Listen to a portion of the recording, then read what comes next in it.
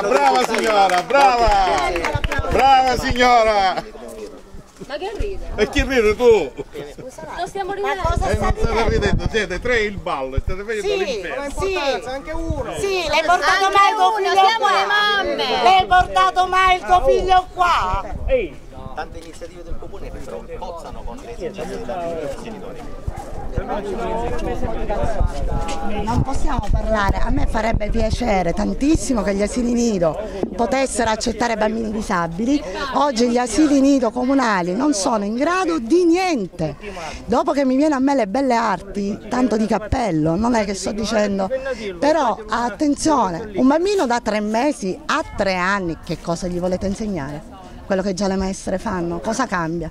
Oppure ce le portiamo in giro per Catania, quello è delle cosa Gorizia, quello è così.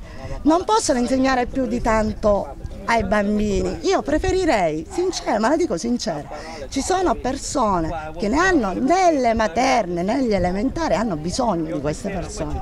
E lui me lo viene a parlare in una scuola dove ci sono bambini da 3 mesi a 3 anni? Abbiamo visto un confronto molto acceso con l'assessore, cosa chiedete in primis? In primis io voglio il progetto online come tutte le altre regioni ce l'hanno, innanzitutto, dato che noi qui a Catania trasparenza uguale 0 a sto punto, e in più vogliamo che non venga esternalizzato, non c'è motivazione, perché i bambini sono qui per le maestre, non sono qui per la struttura che sta cadendo a pezzi ed è una settimana che ci lavorano dentro, e noi è 4 anni che aspettiamo anche per avere tolte delle macchie di umidità. Ma stiamo scherzando?